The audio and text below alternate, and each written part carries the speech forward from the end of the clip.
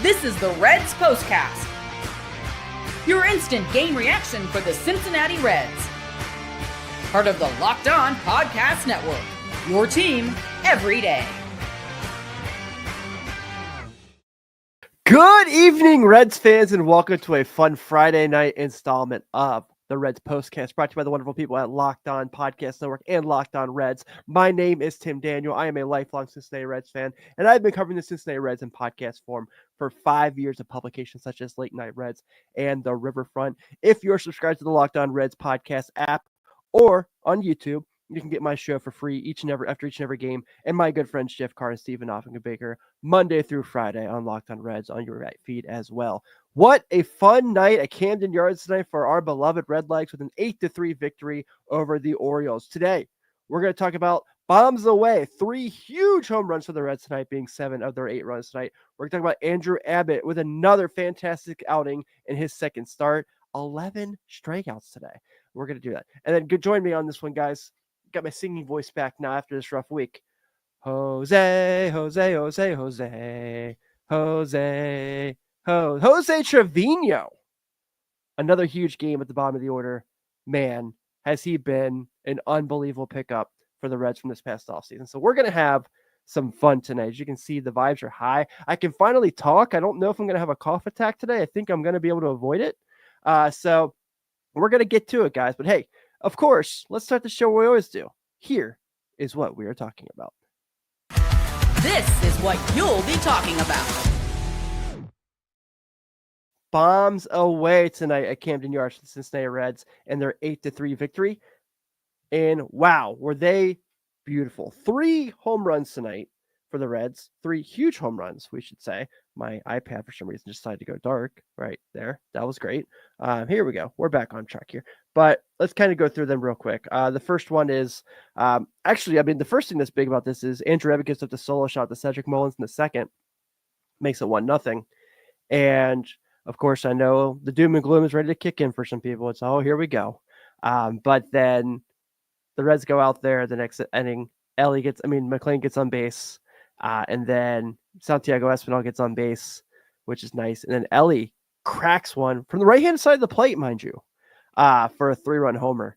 And it was reviewed, which, I don't know, the way that they showed the angle and all that stuff, I don't really know why it was reviewed. I feel like it was 100. I feel like it was a homer regardless.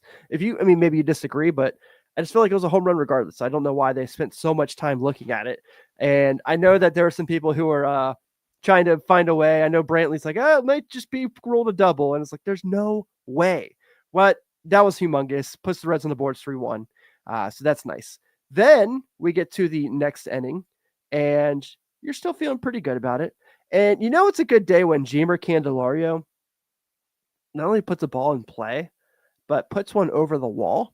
So has a huge home run today as well from the right side of the plate also, mind you. So that was nice to see.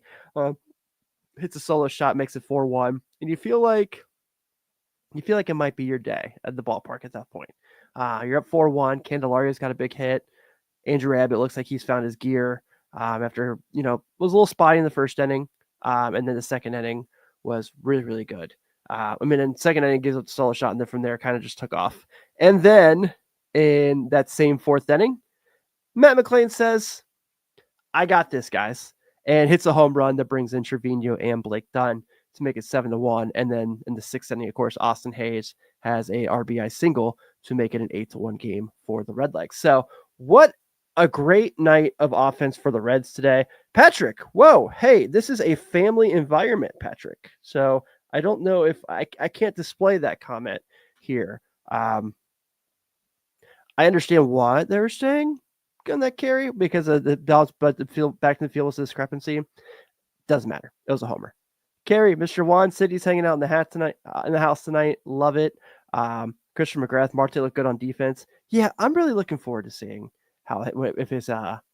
if he can get back to hitting, because I think that's going to change a lot. But so they get 8 runs tonight, 7-1 homers. We'll obviously take that. 11 hits tonight.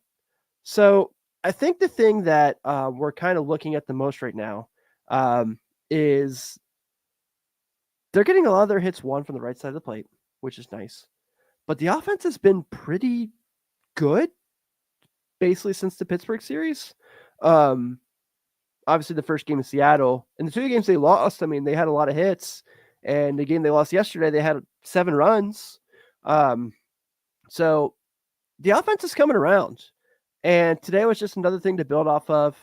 And obviously you suspect things are going to get better. You think, Ellie's probably, as he's getting more comfortable for the season, probably going to cut down on strikeouts.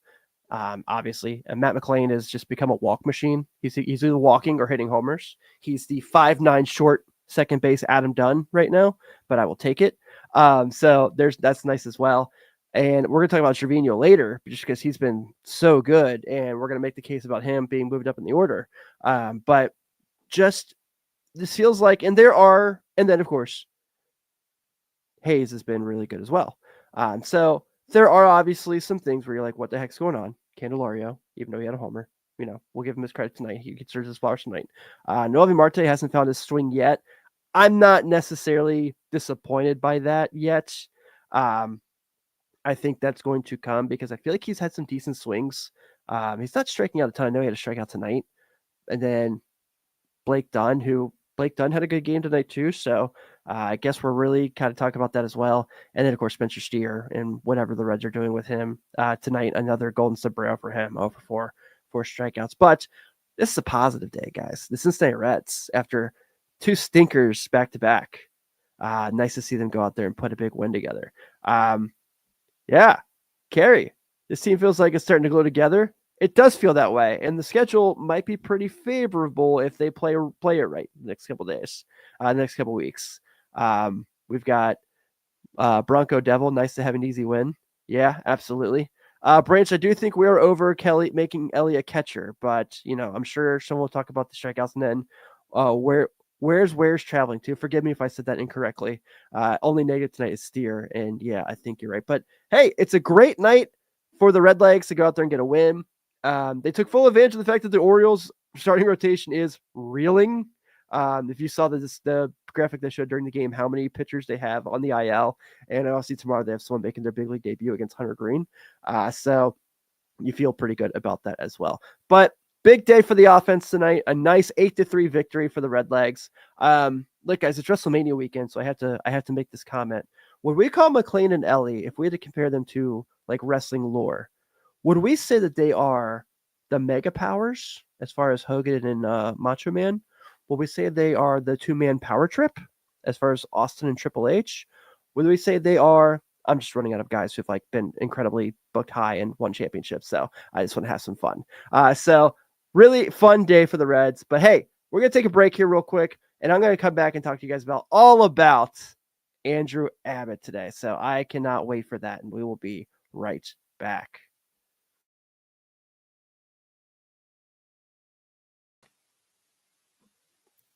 Scaling your business requires the right expertise at the right time. With Upwork, you can find specialized freelancers in marketing, development, design, and more.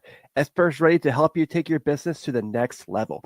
Upwork gives business flexibility by connecting them with the top freelance talent across multiple industries, including IT, AI, web development, and marketing. Whether you need extra hands for a project or a long-term partner, Upwork makes hiring simple and affordable. If you need help with a marketing campaign, Upwork can connect you with a freelance expert who delivered incredible results. Visit Upwork.com right now. Post your job for free. That's UPWORK.com, Upwork.com, to connect with top talent and grow your business today.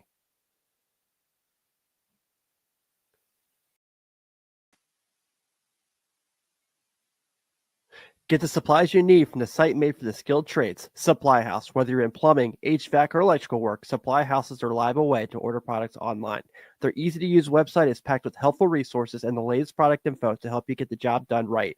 Plus, with a complete inventory of over 200,000 parts from 400-plus top brands, you'll find exactly what you need delivered fast from coast to coast. Need help with an order? Supply House offers expert support and industry-leading service, so you'll always talk to a real person. And for trade pros looking for an extra edge, their free Trade Master program offers exclusive perks like a dedicated phone line, free shipping, and discounts on every order. Thousands of skilled professionals are already taking advantage, so now it's your turn. Join the Trade Master program today at supplyhouse.com/TM and start ordering plumbing, HVAC, and electrical supplies with just a few clicks. Plus, use promo code SH5 for 5% off your first order. That's supplyhouse.com.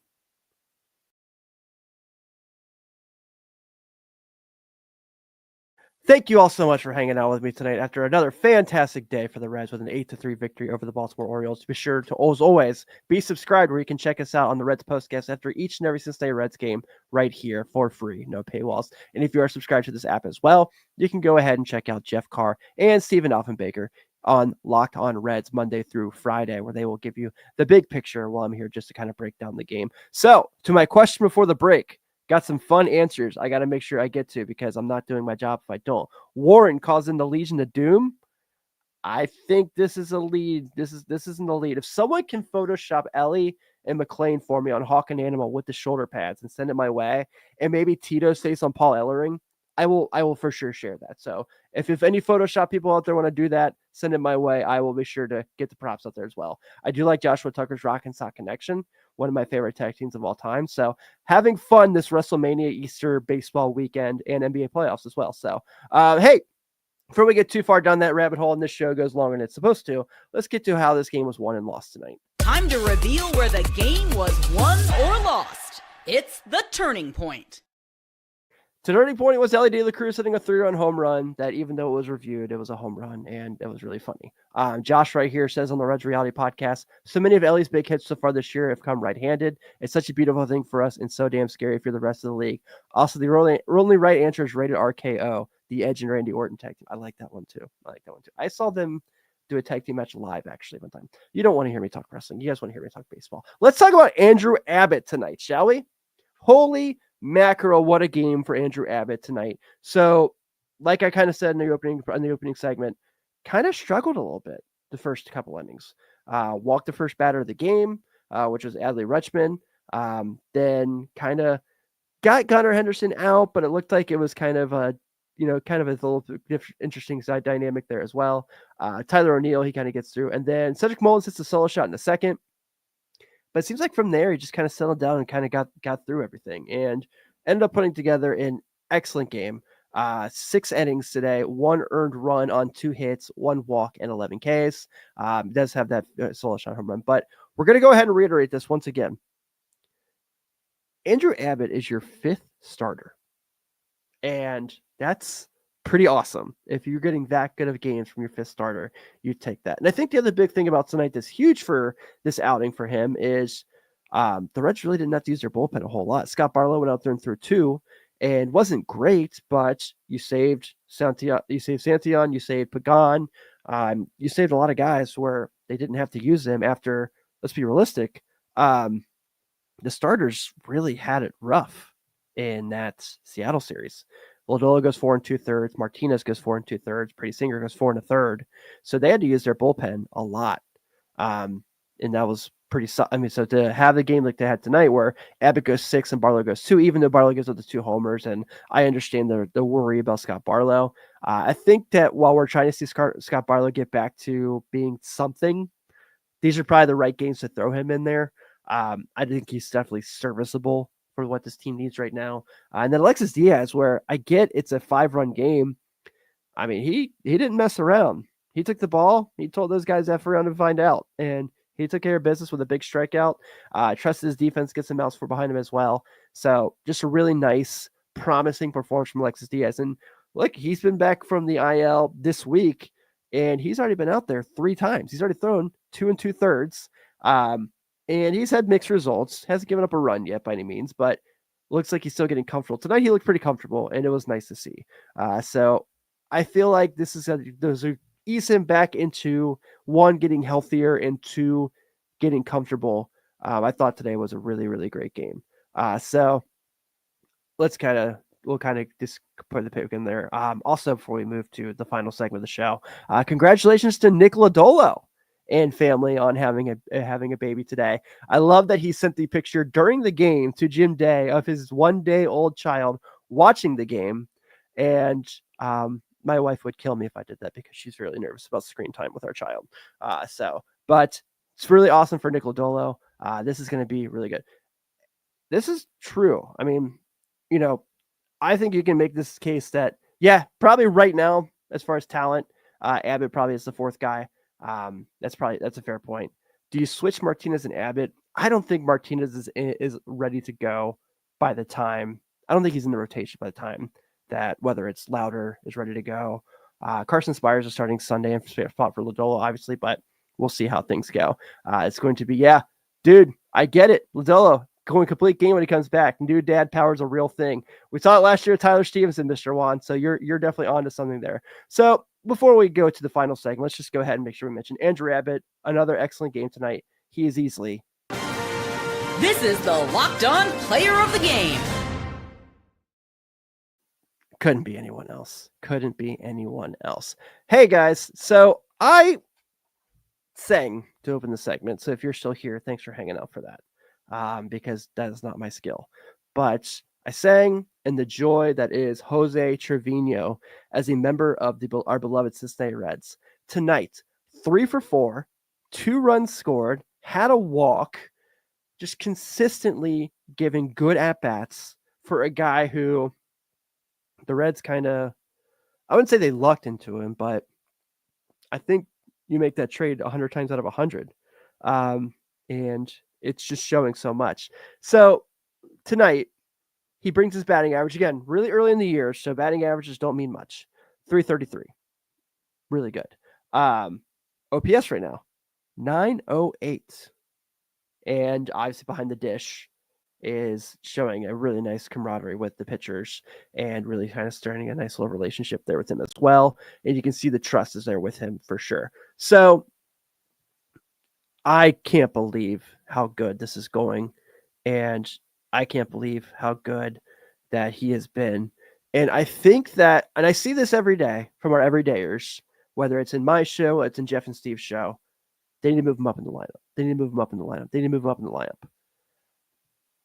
I think I agree. And I'm kind of hesitant. But the way that things are going right now with Spencer Steer, with Candelario, we're still waiting for Novi Marte to get his swing back because he's just been back in the big leagues for a very short time. This is really where we're at. And I can see a situation where he can be moved up in the order. Now, will that change how he's approached? Maybe. But I really do think that this is going to be, it's a great acquisition for the Reds to make. And when Steve-O does come back, you probably feel more comfortable with Steve-O getting a little extra off day here and there compared to the days of like Luke Maley, or, the other catchers he's kind of dealt with. And gosh, what was that? Yeah, the year they had the 3 catchers, that was not very fun. As much fun as we thought it was going to be by any means, the catching position wise. And, that's also a good situation where you can use Stevenson as a DH, like Josh Tucker says here in the chat, when he comes back as well. I saw Bronco said something about Stevenson at first. I do not want that. But right now, I don't know what's going on with CES. Apparently Steer could be taking the field again soon. Maybe that'll help him out a little more, getting in a rhythm and just consistently playing. But we shall see. But I think Stevenson is a catcher, and they should keep him as a catcher. But if he's going to DH, and sign me up. But, and that's a good point. You put your best hitters in a situation where you can help your team, and he certainly is one of their better hitters. So we shall see how that works out. But, good problems to have right there. So let's go ahead and wrap this up. The Cincinnati Reds are victorious tonight in Baltimore. The Cincinnati Reds with 8 runs, 11 hits, no errors. The Baltimore Orioles 3 runs on 4 hits, 1 error. Your winning pitcher tonight, Andrew Abbott, is now up to 2-0 with a 1.64 ERA. Your losing pitcher tonight for the Baltimore Orioles is Cade Povich. He is now 0-2 with a 6.38 ERA. The Cincinnati Reds are back at it tomorrow. It'll be at 4:05 with Hunter Green at 2-1 and 0.98. Yeah, baby. Tomorrow's Green Day. He is going against Brandon Young of the Orioles, who is making his big league debut. So hopefully this is another great day for the Reds, and we go ahead and take another series. But I will be back here probably about 6:45, 7-ish, depending when the game ends tomorrow. Cannot wait. Hope we're talking about a Reds victory and another series win. I'm Tim Daniel. Thank you all so much for hanging out. Have a good night, and I'll see you then.